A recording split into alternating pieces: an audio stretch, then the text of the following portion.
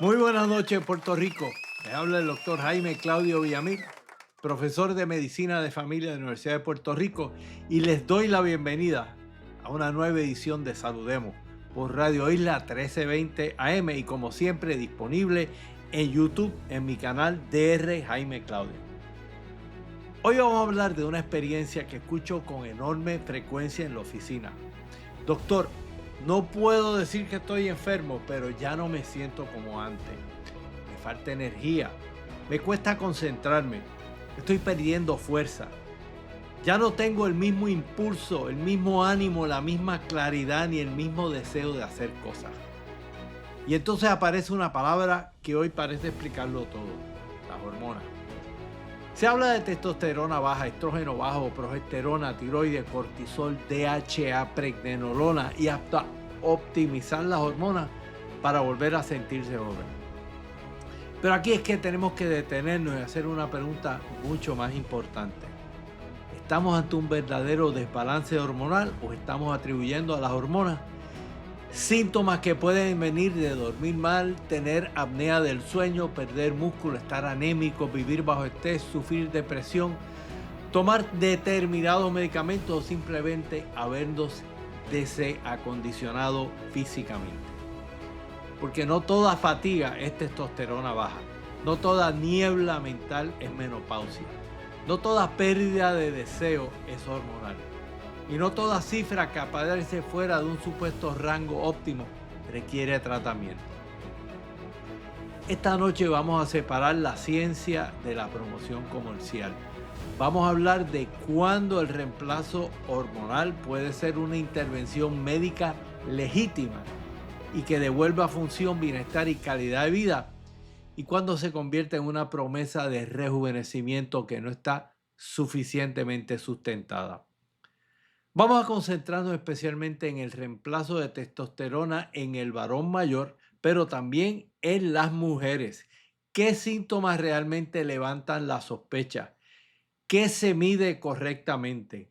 ¿Por qué no debemos diagnosticar testosterona baja con una sola prueba? ¿Qué otras condiciones tenemos que descartar? ¿Qué beneficios son realistas y cuáles son los riesgos que tenemos que vigilar, como aumento en el hematocrito, la cantidad de glóbulos rojos en la sangre, la presión arterial, la apnea de sueño y la fertilidad y la salud prostática? También, como les dije, vamos a discutir la terapia hormonal en la mujer: testosterona, progesterona, estrógeno. ¿Cómo puede ser muy útil para los sofocos, los sudores nocturnos y el sueño, la resequedad y otros síntomas de la menopausia? ¿Cuál es la llamada ventana de oportunidad? ¿Cuándo necesitamos estrógeno o progesterona y por qué no todas las mujeres tienen el mismo perfil de riesgo? Y vamos a entrar en un asunto que está muy de moda. La testosterona en la mujer tiene una indicación real, sí, en algunos casos muy específicos. Es un tratamiento universal para el cansancio, la concentración, la pérdida de peso para verse más joven. No. El mensaje central de esta noche es muy sencillo. No tratamos una cifra, tratamos a una persona. Y antes de recetar una hormona tenemos que responder a 4 preguntas. ¿Cuál es el síntoma que estamos tratando? ¿Tenemos evidencia de una deficiencia o indicación legítima? ¿Qué mejoraría, qué mejoría esperamos obtener? ¿Y cuánto vamos a vigilar los beneficios y los riesgos? ¿Cómo vamos a vigilar los beneficios y los riesgos?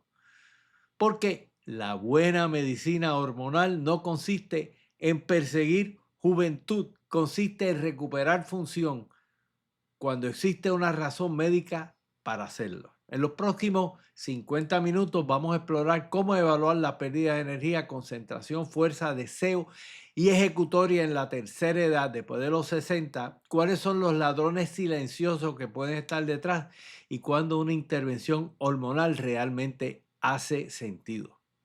Quédese con nosotros. Está escuchando Saludemos por Radio Isla 1320. Bueno, y hablemos de los ladrones silenciosos de la energía. ¿Cuál es la evaluación inicial y descarta de causas de desánimo, fatiga y pérdida de ejecutoria? Cuando una persona me dice, doctor, estoy sin ánimo, mi primera pregunta no es cómo están tus hormonas, tampoco asumo inmediatamente que tiene depresión. Pregunto, ¿qué quiere decir exactamente con estar sin ánimo? Porque una misma frase puede esconder experiencias muy distintas. Puede significar me levanto cansado, me da sueño durante el día, no tengo deseos de hacer nada, quiero hacer las cosas pero el cuerpo no me responde. No me falta aire cuando camino, he perdido fuerza, no puedo concentrarme, ya nada me entusiasma.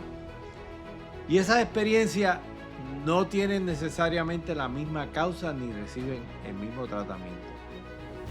La primera tarea médica es definir el síntoma antes de ordenar laboratorio o recetar hormonas. Así que, ¿qué significa que no tengo energía? Vamos a separar 5 posibilidades. Somnolencia, primera. La persona se queda dormida leyendo, viendo televisión, conversando o conduciendo. Esto nos hace pensar en sueño insuficiente, apnea obstructiva del sueño, medicamentos sedantes, alcohol, trastornos del ritmo del sueño, en la arquitectura de su sueño. 2. Fatiga. La persona no necesariamente se duerme, pero se siente el cuerpo pesado, agotado, sin reservas.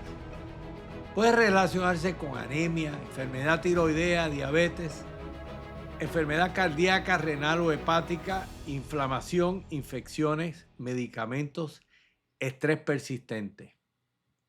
Tercero, intolerancia al esfuerzo. La persona está relativamente bien sentada, pero al caminar, subir escaleras o realizar una tarea, se agota. Aquí tenemos que pensar en desacondicionamiento, sarcopenia, la falta de masa muscular, problemas cardiopulmonares, anemia, efectos de medicamentos y enfermedad vascular donde la tubería arterial está comprometida, no le llega suficiente riego sanguíneo.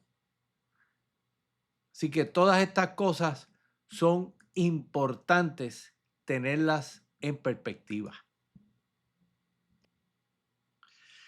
La cuarta razón o dimensión de este estoy cansado puede ser la apatía o pérdida de iniciativa. La persona podría realizar la actividad físicamente, pero no logra comenzar. Puede aparecer con depresión, duelo, ansiedad, aislamiento, dolor crónico, pérdida de propósito, algunos trastornos neurológicos, medicamentos sedantes. Quinto, niebla mental. Aquí la persona describe menor concentración, lentitud para organizarse, olvidos, dificultad para completar tareas. Esto puede ocurrir por mal sueño, depresión, ansiedad, alteraciones de la tiroides, deficiencia de B12, fluctuaciones de glucosa, medicamentos, dolor persistente o sobrecarga emocional. Aquí lo importante es que no todo cansancio es falta de energía y no toda falta de energía es hormonal. Así que vamos a pasar al primer ladrón del sueño. Primer ladrón, el sueño insuficiente. Antes de pedir esos laboratorios, hay que preguntarnos cuántas horas estamos durmiendo, a qué hora te acuestas, cuántas veces te despiertas, te levantas reparado, usas el teléfono o la televisión hasta la tarde, consumas alcohol en la noche, tomas medicamentos para dormir, tienes dolor, reflujo, necesidad frecuente de orinar. Hay personas que permanecen 8 horas en la cama, pero solo duermen 5 a 6 horas fragmentadas. Y entonces buscan durante el día café, estimulantes, suplementos, testosterona, tiroides, pero ninguna hormona puede sustituir consistentemente un sueño reparador. Así que cuando usted abre los ojos, pregunta clave, ¿siente que descansó o siente que ya comenzó el día en déficit? La apnea obstructiva del sueño. La apnea no siempre se presenta diciendo me ahogo de noche. Muchas veces se presenta como fatiga, sueño durante el día, falta de concentración, irritabilidad, dolor de cabeza por la mañana, presión arterial difícil de controlar, menos deseo sexual, problemas de erección y despertares frecuentes para orinar. Aquí la pregunta de seguimiento es, ¿ronca fuertemente? ¿Su pareja ha observado pausas al respirar? ¿Te despiertas con la boca seca? ¿Te quedas dormido durante el día? ¿Tienes cuello ancho, sobrepeso o hipertensión? ¿Te despiertas muchas veces durante la noche? Aquí el mensaje importante es que un hombre con obesidad, ronquido, sueño no reparador y testosterona discretamente baja puede tener primero un problema de sueño y metabolismo. Así que no hay que empezar con las testosteronas, pero como hemos dicho, hay que investigar estas otras fuentes de desánimo. Pasemos a la cuarta, anemia, hierro y vitamina B12. La anemia reduce la capacidad de transportar oxígeno, puede provocar debilidad, palpitaciones, falta de aire, mareo, palidez, menor tolerancia al ejercicio y una fatiga persistente. Pero no basta mirar solamente la hemoglobina. Dependiendo del cuadro debemos evaluar todos los elementos de la sangre, la formación de los glóbulos rojos, si son chiquitos o grandes. Los glóbulos rojos que son grandes son glóbulos rojos que le falta vitamina B12 o fólico. Los que son chiquitos le falta por regla general hierro. Así que mandamos a hacer otras pruebas como la ferritina, que es la proteína que almacena el hierro, cuánto hierro hay y cuánto está cargado el sistema de transporte del hierro que se llama la transferina. Hacemos vitamina B12, hacemos los niveles de folato, chequeamos la función renal. ¿Quién tiene mayor riesgo de tener deficiencia de vitamina B12? Personas que usan metformina por largo tiempo, personas que toman inhibidores de ácido gástrico como es el Prilosec, el Prevacid, el Nexium, personas veganas o vegetarianos estrictos, personas que han tenido cirugía bariátrica, personas con problemas de absorción y adultos mayores. La deficiencia de B12 puede manifestarse con fatiga, problemas de memoria, hormigueo, alteraciones de equilibrio, debilidades, cambios en la lengua. No toda fatiga, obviamente, mejora administrándose el B12 si la persona no tiene deficiencia. Primero hay que establecer realmente una necesidad, si existe una necesidad. Y tiroides, vamos a hablar de tiroides. Tiroides muy pocas o demasiadas. El hipotiroidismo puede provocar cansancio, sensación de frío, estreñimiento, piel seca, lentitud mental, desánimo, aumento de peso. Pero el exceso de hormona tiroidea también puede robar bienestar y energía. Una persona sobretratada puede presentar insomnio, palpitaciones, ansiedad, temblor, debilidad muscular, pérdida de peso y arritmias. Tener más hormona tiroidea no significa tener más energía saludable. La meta no es acelerar artificialmente el organismo, sino mantenerlo en equilibrio. Aquí la evaluación básica que hacemos para su panel de tiroides es hacerle la hormona que estimula la tiroides que viene del cerebro, el TSH. Si el TSH está alto, está por encima de 2,5, ya uno sospecha. Definitivamente por encima de 3,5 o 4, ya sospechamos que usted tiene un problema de una tiroides vaga. Le hacemos las dos hormonas que medimos, la T4, que es la hormona de la tiroides que no está todavía disponible para hacer su función porque hay que cortarle un yodo, eso es lo que llamamos la T3, así que hacemos eso, T4 y T3. Pensamos en suplementos que puedan interferir con las pruebas y ponemos esos síntomas en un contexto clínico. Diabetes y resistencia a la insulina. La persona nos puede decir, después de comer me da sueño, necesito algo dulce para levantarme. Si no como, me siento débil. Estoy aumentando la grasa abdominal. La resistencia a la insulina y las fluctuaciones de glucosa pueden contribuir a una fatiga después de comer, hambre frecuente, niebla mental, mayor grasa visceral, pérdida progresiva de flexibilidad metabólica. Pero tampoco debemos atribuir a cada episodio de cansancio a hipoglicemia sin medir. Evaluamos la glucosa en ayuna. Queremos que esa glucosa en ayuna esté óptimamente entre 90 a 100. Que la hemoglobina azucarada, lo que nosotros llamamos la glicohemoglobina, que es un por ciento de la hemoglobina suya, de su totalidad, que se azucara en el proceso de estar circulando. Si ese azucaramiento de su hemoglobina está por debajo de 5.5% del total de su hemoglobina, pues estamos bien. Ya cuando empezamos a estar entre el vecindario de 5.5 a 6, pues ya hay visos de que está intolerante, acumulando, elevando sus niveles de insulina.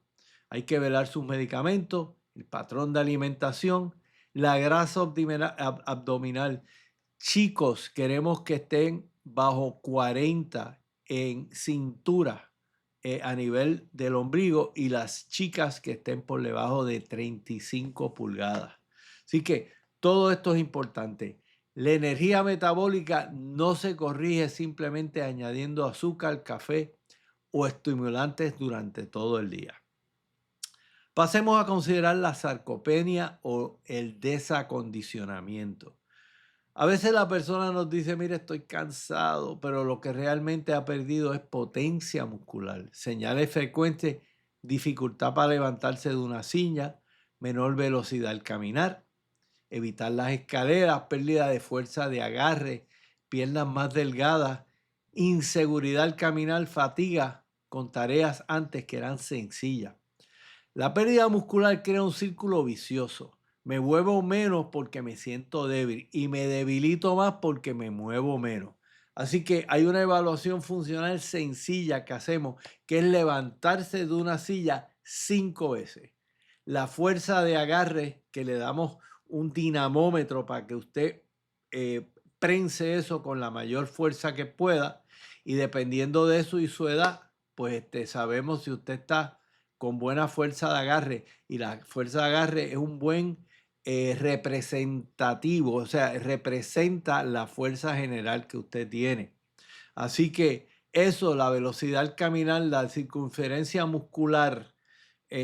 Hay una pruebita muy sencilla que hacemos en la oficina del médico. Le cogemos el muslito y le cogemos la circunferencia en el abdomen, y eso nos va a dar un estimado de la masa muscular y la cantidad de grasa que hay en la barriga, porque si usted tiene 40 de cintura, pero tiene, digamos, 26 de muslo, quiere decir que usted tiene una masa muscular más grande, así que hay menos riesgo. La medición de grasa visceral, la grasa que hay entre los órganos internos, es bien importante, y debe ser parte de las evaluaciones que se hagan hoy en día. Las podemos hacer con unas pesas especiales que miden cómo usted pasa el impulso eléctrico, y en base a eso pues podemos estimarle el porcentaje de grasa total,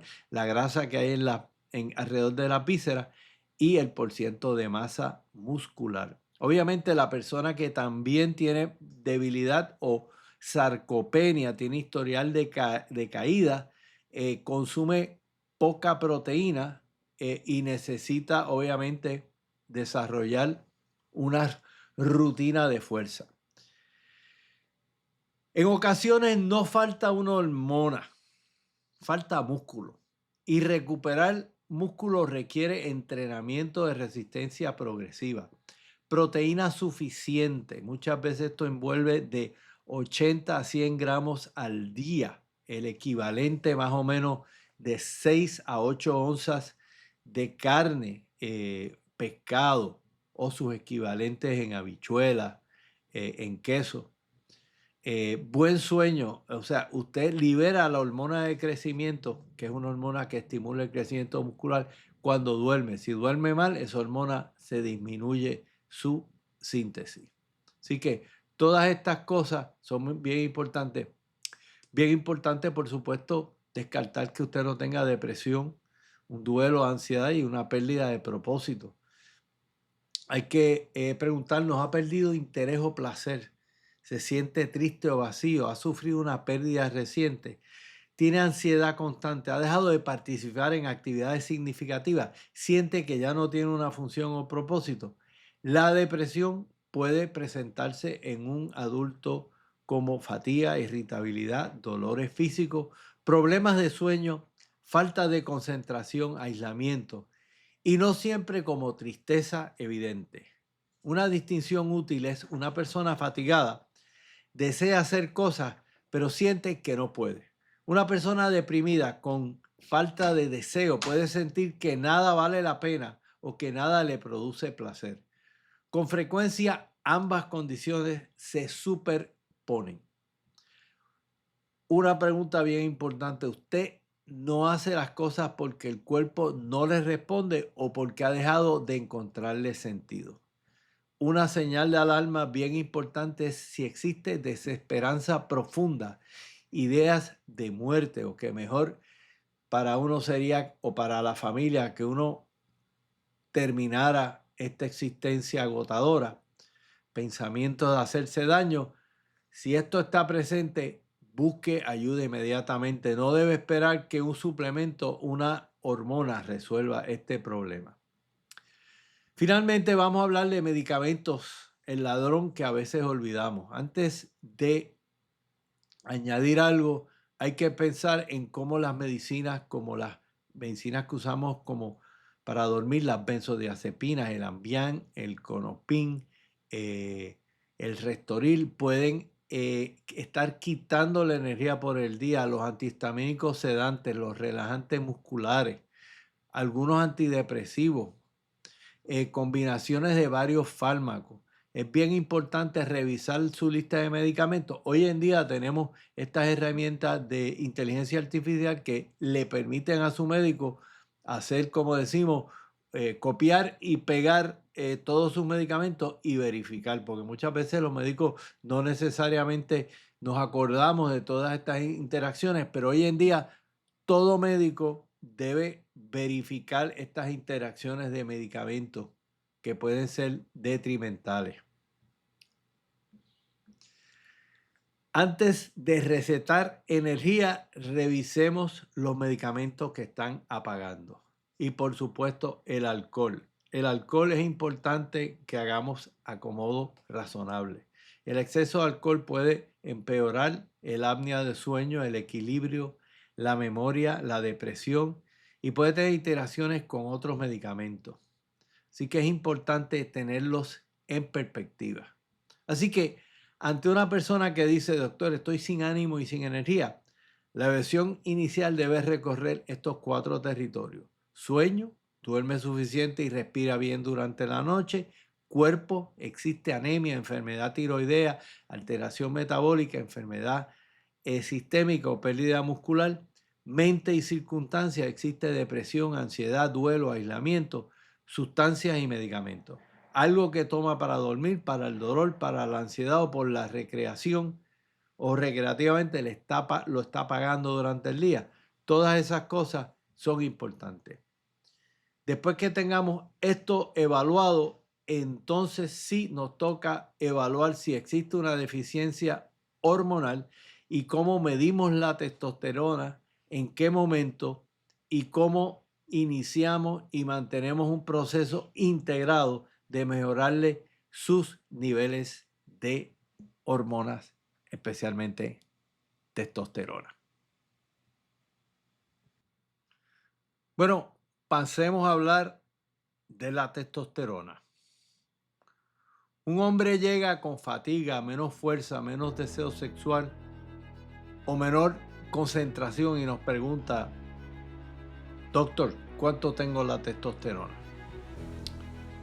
Bueno, la pregunta correcta no es solamente cuánto tiene. Tenemos que preguntarnos, tiene síntomas realmente compatibles con ese descenso en la testosterona. La muestra fue tomada correctamente, el resultado se confirmó. La testosterona baja es la causa del síntoma o la consecuencia de obesidad, apnea, enfermedad, medicamentos o mal sueño. Estamos tratando una falta de producción de testosterona o buscando llevar a una persona normal a unos niveles óptimos. La testosterona no se interpreta como una nota escolar, pero sí podemos poner en perspectiva lo que yo llamo niveles francamente bajos, niveles normales y niveles óptimos para tratar de brillar con tu mejor luz. Testosterona total en la mañana. Esta debe estar menor de 300 para nosotros hacer el diagnóstico. Puede apoyar el diagnóstico de testosterona baja, pero solamente cuando hay síntomas compatibles. Se confirma en otra mañana. La muestra se obtiene idealmente entre 7 y 10 de la mañana. No se debe tomar durante una enfermedad aguda. Hay que investigar las causas. Si usted está entre 300 a 350, esto es lo que nosotros llamamos una zona limítrofe. Aquí no conviene tratar automáticamente, hay que mirar la intensidad y especificidad de los síntomas. Hay que ver si la hormona, la proteína que compleja las hormonas sexuales, la globulina sexual, está alta o bajita. Ahora les voy a explicar la importancia de eso. ¿Cómo está la testosterona libre, que es el fragmento de la testosterona total que está disponible para hacer trabajo? Eso es bien importante porque usted puede tener una cantidad de testosterona total adecuada, entre comillas, pero la libre está bajita. Y vamos a explicar ya mismo por qué esta puede estar bajita en presencia de una testosterona total normal. La obesidad, la diabetes, medicamentos, apnea del sueño, todas estas cosas son bien importantes. Cuando nosotros logramos ubicar al paciente varón con síntomas de cansancio en un rango de 350 a 900, esto puede establecerse como un nivel óptimo de hormona de testosterona. El objetivo terapéutico muchas veces es lograr que el varón logre de 400 a 600 nanogramos por decilitro de niveles de hormonas. Esto puede ser un objetivo muy razonable para muchos pacientes, pero el objetivo clínico sigue siendo, no meramente que tenga un numerito alto, resolver o mejorar el síntoma por el cual la persona comenzó a usar la testosterona, mantener esos niveles fisiológicos, evitar picos excesivos y evitar un hematocrito alto, hipertensión y efectos adversos. Por eso es que el paciente varón que se pone en testosterona, uno le mide la hemoglobina y está pendiente a que no suba por encima de 16 y que la presión esté controlada. Son efectos adversos que pueden suceder. Así que tengamos esto en perspectiva. ¿Qué síntomas son más sugestivos? Los síntomas sexuales suelen ser más específicos que la fatiga general. El paciente nos reporta reducción persistente en su deseo. Como siempre los varones hablan, una cosa es no tener ganas y otra es no poder. Una cosa es querer y no poder y otra es poder y no querer. Así que si hay esas reducciones persistentes en el deseo sexual, hay menos erecciones espontáneas, hay disfunción eréctil en el contexto de hacer su actividad sexual y hay menor frecuencia de la actividad sexual, todo esto puede aparecer también con pérdida de masa y fuerza muscular. Por eso es que le hacemos estas pruebas. Yo le mando el laboratorio de testosterona al paciente y le hago la prueba de fuerza muscular y veo si una compagina con la otra. También a veces es importante en los varones medir la densidad de los huesos. No solamente las muchachas pueden tener baja densidad de huesos, sino eso es una condición, la osteoporosis, que nos puede afectar también a los varones. Bien importante que la fatiga, la tristeza y los problemas de memoria por sí solos no son muy inespecíficos. Así que es importante hacer toda esta evaluación. Laboratorios pertinentes. Pues ya hablamos de la testosterona total.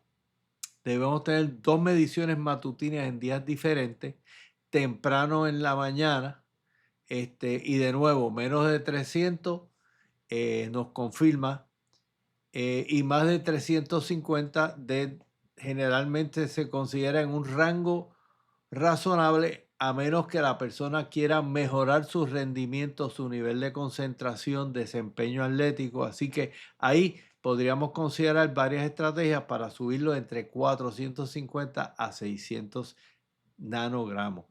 Vamos a hablar de la hormona, perdón, la proteína, la globulina, transportadora de las hormonas sexuales. Esto se conoce por el acrónimo de SHBG, en inglés, Sex Hormone Binding Globulin.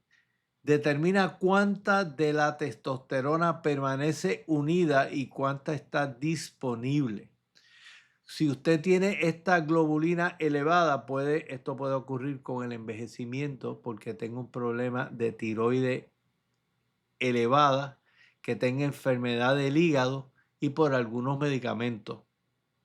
Puede hacer que la testosterona total parezca aceptable aunque la libre esté bajita. Así que si usted tiene esta proteína baja, que puede aparecer con obesidad, resistencia a la insulina, diabetes, tiroides, puede hacer que la testosterona total parezca baja, aunque la testosterona libre sea relativamente conservada. Por eso es que tenemos que mirar los 3 estudios, la total, la libre y cuánto tenemos de esta globulina, que típicamente el rango está entre 10 a 57. Ahora, testosterona libre, particularmente útil cuando la testosterona total está limítrofe, cuando la hormona de la globulina transportadora de las hormonas sexuales está alta o baja, existe obesidad, hay enfermedad de las tiroides o de los riñones, del hígado. El resultado total no concuerda con los síntomas. Por eso es que todas estas evaluaciones de laboratorio pueden ser importantes. Así que, por otro lado, nosotros a veces también mandamos unos niveles de las hormonas que estimulan la producción de testosterona en los testículos, ¿verdad? Y esto pues nos puede dar una idea. Si usted está por debajo, estas hormonas están por debajo de 10, pues uno puede asumir, las dos hormonas son el LH y el FSH, si están bajitos, que puede ser que no esté produciendo suficiente testosterona. Hacemos una prueba, llamamos la prolactina, porque esto en ciertos contextos la testosterona puede estar bajita y la hormona que estimula la producción de testosterona está baja o normal. Hay disminución marcada en el deseo sexual, existen dolores de cabeza, cambios visuales o secreción mamaria en un varón. Eso nos puede indicar que la prolactina está elevada y requiere investigar medicamentos, la función de la tiroides, la función renal, que puedan estar afectando. El estradiol es la hormona femenina. Los varones tenemos una cantidad y esto es útil cuando el paciente está muy obeso. Hacemos esta prueba porque el estradiol, como dice el refrán de Risito de Oro, ni muy frío ni muy caliente. No queremos tener un estradiol por el piso, pero tampoco queremos tener un estradiol que esté muy elevado. Así que esto es bien importante. Así que con todas estas pruebas podemos entonces pasar, sin olvidarnos, quizás bien importante, y esto lo quiero reafirmar. Si usted está libre de enfermedad de próstata porque su nivel de PSA está normal, no ha sido elevado, usted tiene una verificación del examen rectal, pues sabemos, y esto tiende a ser confuso para las personas, si usted desarrolla cáncer de próstata, la testosterona puede ser una estrategia para reducir esta alteración cancerosa. No obstante, y quiero repetir y reiterar esto, no obstante, la testosterona no está envuelta en iniciar el proceso del cáncer de la próstata. Pero si una vez usted tiene cáncer de próstata, usted usa testosterona, pues podría estar contraindicada. Así que es importante hacer esa distinción como parte de la evaluación para ponerlos en este reemplazo de hormonas de testosterona. Siempre nos gusta ver cómo están el metabolismo de la grasa y los azúcares como parte de nuestro trabajo.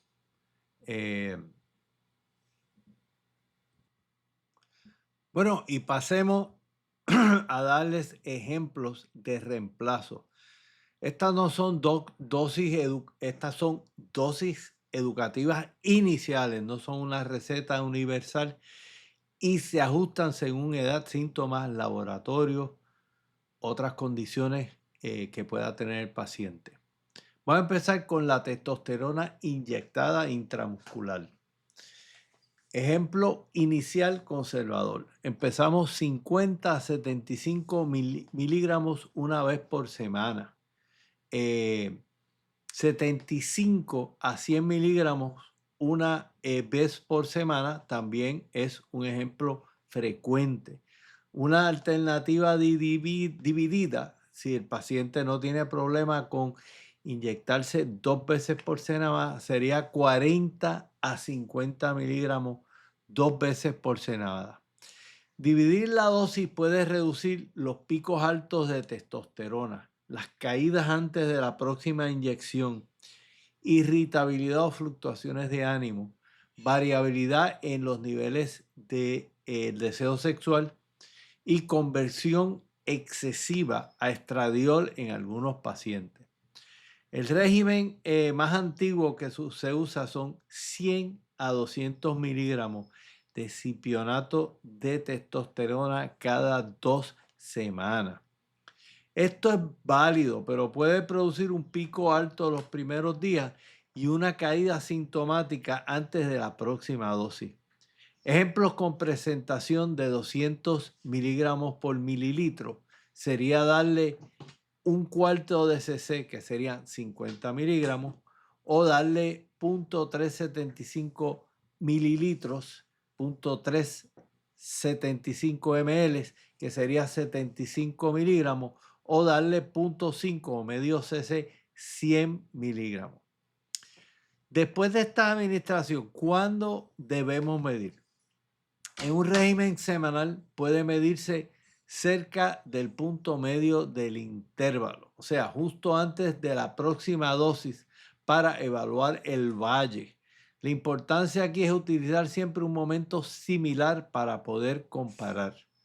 Las ventajas de la inyección es económica, tiene una absorción confiable, tiene un ajuste flexible, puede administrarse semanalmente, no existe riesgo de transferencia cutánea, ¿verdad? Que es el problema que si usted se la pone en la piel y usted está jugando con los nenes, pues puede transmitirle.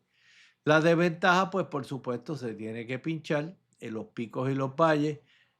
Hay quizás una tendencia un poquito más elevada de aumentar el hematocrito y obviamente puede sentir estas fluctuaciones de ánimo y energía. Para muchos pacientes prefiero comenzar bajo y semanal en vez de administrar una dosis grande cada 2 a 3 semanas. Ese es mi estilo de tratamiento. La opción de la gelatina o la formulación compounded o lo que llamamos la formulación magistral hecha en una farmacia que le prepara esta crema. Es importante distinguir un gel comercial de una crema magistral. El gel de testosterona al 1% implica más o menos 50 miligramos de testosterona aplicados una vez al día. Puede titularse según el producto a 75 a 100 miligramos. Hay una gelatina, esta estamos hablando de la que es al 1%, la que es al 1,62. Administra 40 miligramos una vez al día, equivale usualmente a 2 pulsaciones de 20,25. Puede ajustarse según el producto 20, 40, 60 hasta 81 miligramos. Se aplican por la mañana sobre la piel limpia y seca, generalmente hombros y brazos superiores según el producto. Que lavarse las manos, dejar secar, cubrir con ropa, evitar contacto de piel con piel con mujeres y niños hasta lavarse el área. Ventaja, es más estable de día a día, no hay inyecciones, menor tendencia a producir hemoglobinas bien altas, fácil de suspender o ajustar, imita mejor una exposición diaria. Las desventajas, pues, aplicación diaria, absorción variable, puede que no alcance el nivel deseado, irritación de la piel, el riesgo de transferencia a la pareja puede ser más costoso y eso es una de las cosas que muchas veces no hace esta opción una razonable a menos que usted tenga cubierta del plan médico. Ahora, vamos a hablar de la crema magistral. Las farmacias de formulación pueden preparar distintas concentraciones, por ejemplo, 50 miligramos por gramo o 100 miligramos por gramo. Eso muchas veces viene en un envase que por clic le da una cuarta parte de un mililitro. Así que eso muchas veces implicaría que, o por ejemplo, le puedo dar una formulación de 100 miligramos al paciente, le doy 2 clics, le estoy dando cada clic 25, serían 50 miligramos. Si le doy 2 clics, si le quiero dar los 100 miligramos, se le dan 4. ¿Okay? Por ejemplo, una crema de 100 miligramos podría prescribirse en una cantidad que entrega aproximadamente 50 miligramos diarios. Pero la absorción, y aquí es que está el reto, puede ser variable en términos de la integridad de la piel, la concentración. Así que de nuevo, hay que hacer niveles para ver si estamos encaminados, estamos logrando esos niveles altos que nos interesan. Finalmente, la opción de pellets. Los pellets tienen 75 miligramos de testosterona. El etiquetado utiliza como orientación 150 a 450 miligramos de testosterona liberada diariamente, que equivale entre 2 a 6 pellets. Y esto se pone cada 3 a 6 meses. Conveniencia, no requiere aplicación diaria, no necesitas inyecciones, no existe una transferencia de piel, puede proporcionar niveles sostenidos durante varios meses. La desventaja, hay que hacer un pequeño tajito para insertar los pellets, hay un riesgo de infección, de hematoma, de que expulses el pellet, que sientas ahí una sensación de molestia, hay un mayor costo inicial.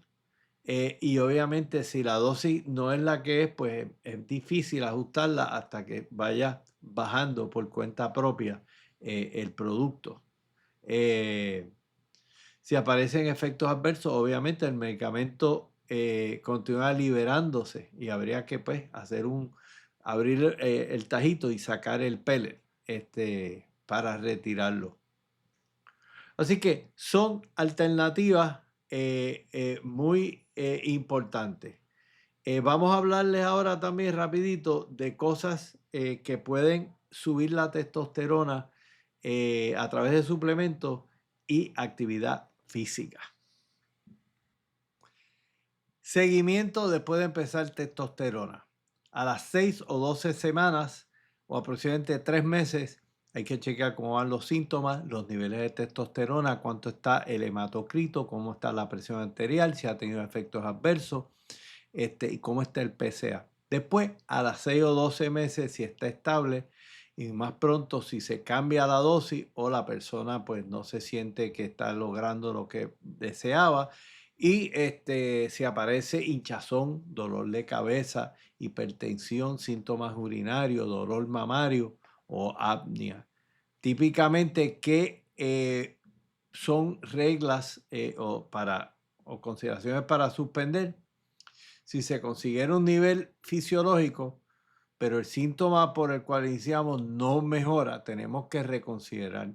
¿Era testosterona realmente la causa? Estamos tratando el diagnóstico equivocado. Así que estas cosas son bien importantes. Finalmente, ¿qué nos puede subir la testosterona sin tenerla que inyectar? Lo primero que tenemos que hacer para subir los niveles de testosterona en un varón es reducirle la grasa alrededor del abdomen. Un hombre con sobrepeso, cintura elevada por encima de 40, va a tener resistencia a la insulina y eso le va a alterar su metabolismo de testosterona. La grasa abdominal va a favorecer la inflamación, la apnea del sueño, la resistencia a la insulina y va a convertirle la testosterona en estrógeno. Por eso muchas veces el testosterone booster más importante es bajar esa cintura y tenemos que recomendar aquí hacer una combinación de entrenamiento de fuerza con aeróbicos. Los aeróbicos queremos que esté más de media hora a 60% de pulso máximo. Pulso máximo es 220 menos la edad. En el caso de doctor Claudio, que tiene 73 años, pues vamos más o menos, mi pulso máximo es alrededor de 150, 145. Así que si le quito a eso un 40%, estamos hablando de más o menos que mi pulso de entrenamiento para perder peso de grasa es alrededor de 90 a 95 latidos por minuto. 2 o 3 sesiones, perdón, 4 a 5 sesiones por semana, 2 o 3 sesiones de entrenamiento de pesa. Aquí los ejercicios básicos que más se han visto suben masa muscular, suben potencialmente los niveles de testosterona, sentarse y levantarse de una silla, hacer cuclillas asistidas, el remo con bandas, el empuje de pecho, la elevación de talones, el trabajo de piernas, espalda y cadera. El objetivo es lograr que la masa muscular aumente y eso sea una señal para subir los niveles de colesterol. Enfatice tratar de dormir. Saque la caja de herramientas, como siempre he dicho, es una serie de nutracéuticos, intermitentemente un medicamento si es necesario y trate su apnea de sueño definitivamente. Lo otro importante, vitamina D, zinc y magnesio en dosis adecuadas, niveles de proteína. Es importante que usted tenga suficiente proteína, 100 gramos al día y conjuntamente con eso considere creatina de 5 a 10 gramos al día. Va a aumentar la disponibilidad o el envío de esa proteína al músculo para que se mantenga o crezca. Así que todo esto son acomodos razonables para añadirle vida a los años y años a la vida. Bueno, y pasemos al reemplazo hormonal en la mujer, estrógeno, progesterona y testosterona.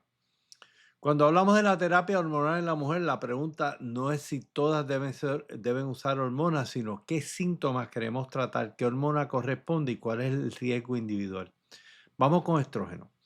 El estrógeno es el tratamiento más efectivo para los sofocos, los sudores nocturnos, las alteraciones del sueño relacionadas con la menopausia, la resequedad vaginal y el dolor sexual, síntomas geniturinarios y la prevención de pérdida de óseo en mujeres seleccionadas. La relación beneficio-riesgo suele ser más favorable en mujeres saludables, sintomáticas, menores de 60 o dentro de los aproximadamente 10 años del comienzo de la menopausia. Una opción frecuente es el estradiol transdérmico porque evita el primer paso por el hígado, que eso minimiza los efectos secundarios. Dosis representativa 0.025 miligramos al día. Se puede aumentar a 0.375, 0.05 según síntomas y tolerancia. También puede utilizarse gelatina de estradiol según la presentación comercial. Cuando el problema es principalmente vaginal o urinario, suele ser suficiente un tratamiento local. Damos un estradiol vaginal 10 microgramos diarios por 2 semanas y luego 2 veces por semana. La crema vaginal de estradiol, según el producto, puede darse un anillo vaginal de baja dosis. En términos de progesterona, si la mujer conserva su útero y recibe estrógeno, necesita protección del endometrio, o sea, un estímulo de la hormona del estrógeno que hace crecer el tejido de la matriz y la progesterona que lo madura y lo muda, ¿verdad? En ausencia de un embarazo. Una opción frecuente es dar una progesterona por boca cada noche de 100 miligramos, especialmente si la mujer también se nos queja de que tiene problemas para dormir. Esto se puede subir hasta 200. Y como les mencioné, puede favorecer el sueño en algunas mujeres.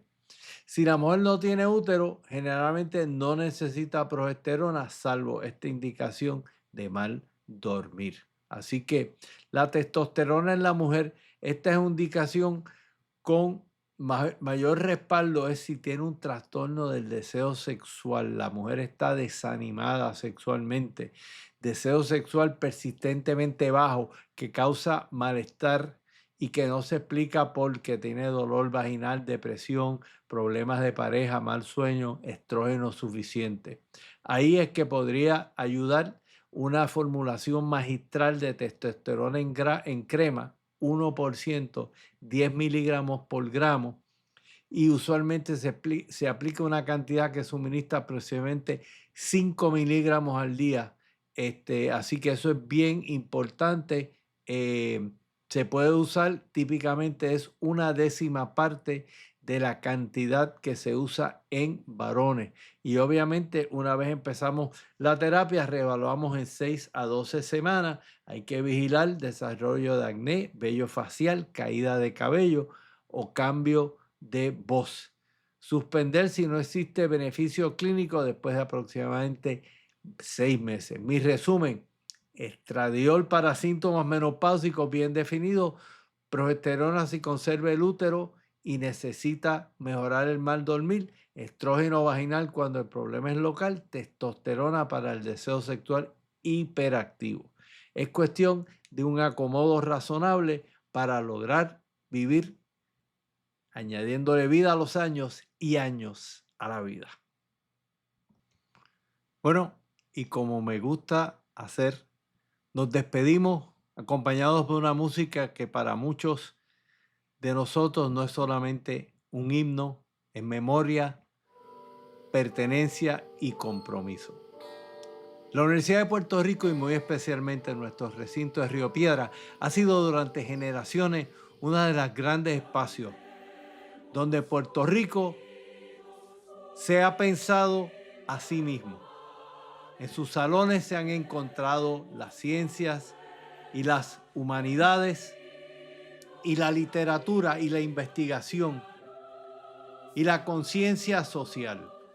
Allí aprendimos que educar no consiste en transmitir información, consiste en formar criterio, despertar curiosidad, cuestionar lo establecido y poner el conocimiento al servicio de la gente. La Universidad de Puerto Rico representa nuestro pasado, el esfuerzo de tantas familias que vieron en la educación pública una puerta hacia una vida más amplia y hacia un país más justo. Representa nuestro presente, profesores, estudiantes, investigadores, artistas, médicos, científicos, servidores públicos, que aún en tiempos difíciles continúan creando, cuidando, enseñando y defendiendo la posibilidad de un Puerto Rico mejor. Y representa nuestro futuro, porque a ningún país puede avanzar si abandona los lugares donde forman sus ideas, sus profesionales, su sensibilidad y su conciencia. Cuidar de la universidad no es aferrarnos con nostalgia a lo que fue, es apostar a lo que todavía podemos llegar a ser, es reconocer que Puerto Rico necesita una institución pública fuerte, abierta, exigente y profundamente comprometida con la verdad, la excelencia y la dignidad humana. Que este himno nos recuerde que pertenecemos a una historia mayor que nosotros mismos.